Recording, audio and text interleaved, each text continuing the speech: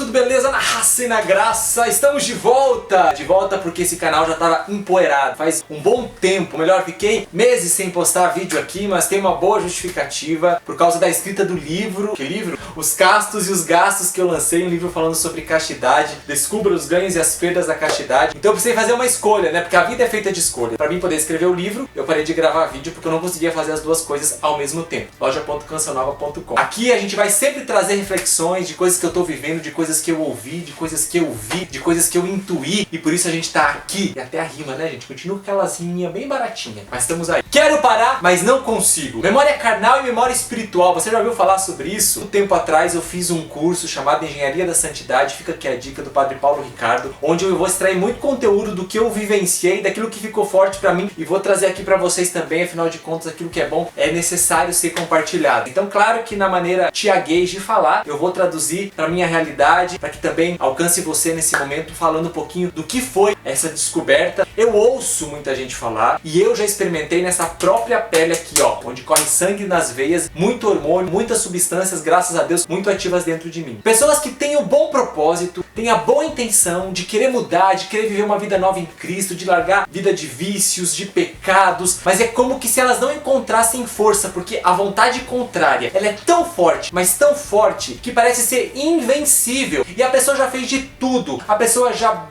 ela busca os sacramentos, até ela consegue andar, mas de repente parece que ela deu 3 passos para frente, mas quando ela vê, já deu mais 10 para trás. Sabe aquela pessoa que não progride, que fica patinando em diversas áreas da sua vida? Pois é, a memória carnal diz da memória do cérebro, ela nos lembra sentimentos. A memória espiritual, ela nos recorda e nos traz verdades. Quando nós ficamos alimentando a nossa memória carnal, que diz daquela memória dos nossos apetites, que diz daquela memória de pecados que nós cometemos, não é só memória literal de lembranças, mas aquela memória que é reflexo daquilo que nós temos como as nossas paixões desordenadas dentro de nós. Sabe aquelas tendências que nós temos a pecar? Sabe aquelas inclinações que nós temos a pecar? Em todas as áreas da nossa vida, nós temos essas inclinações. Então, a memória carnal, ela se traduz por todas essas más inclinações que nós temos. Se nós a alimentamos, ela vai ficando forte dentro de nós e ela vai nos dominando. Já a memória espiritual é uma memória que me lembra verdades. Aquela verdade que me faz entender de que a minha luta aqui, por mais que eu tenha que dizer alguns nãos, por trás existe um sim maior, porque eu acredito em uma eternidade. Então eu deixo de viver esse prazer desenfreado que eu trago, porque eu sei que por trás desse não, dessa privação, dessa renúncia que não é negação,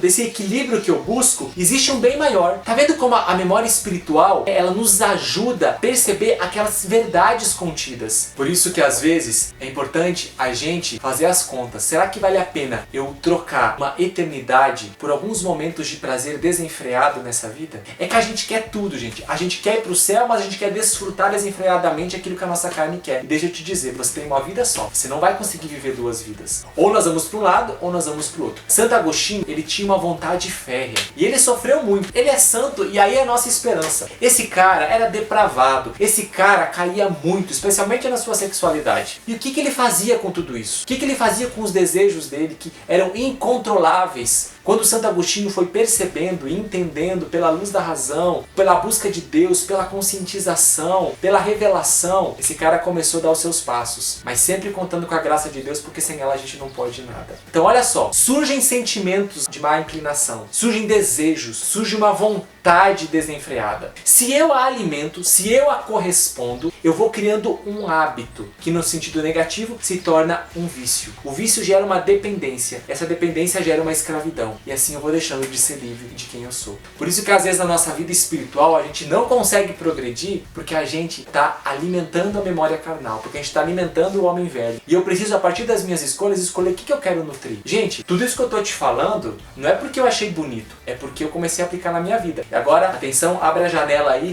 da parte testemunhal.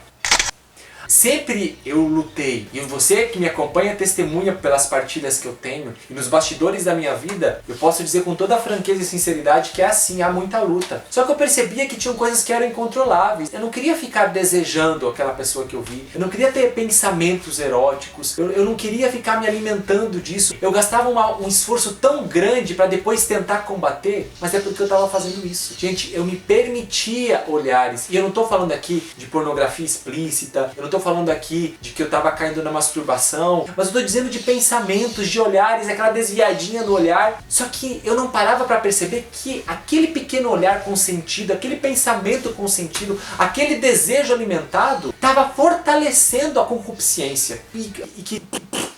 Resumo da ópera.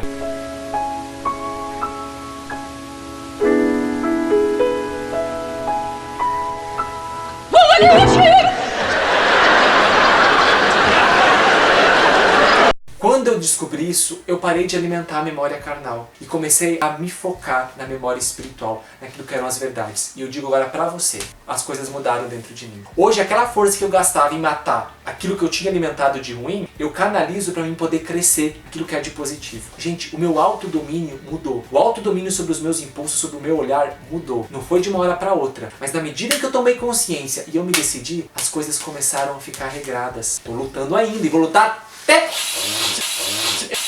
eu respirar, até o meu último respiro eu vou estar lutando. Minha vida espiritual mudou, minha vida de relação com as pessoas mudou, a maneira como eu olhava para as pessoas mudou, os meus pensamentos eles mudaram. Não estou dizendo que tudo foi apagado, gente, não é isso. Isso aí é ficção. Mas eu estou dizendo que uma decisão, que uma atitude e escolhas acertadas começam a transformar uma realidade, uma estrutura interna que nós trazemos. Beleza? E aí? Quero parar, mas não consigo. Agora você sabe o que você precisa fazer para parar de ser dependente daquela vida, daqueles hábitos ruins que você quer se desvencilhar, mas não consegue. Que tal agora alimentar a verdade, a sua memória espiritual e não ficar permitindo essas concessões que vão te levar cada vez mais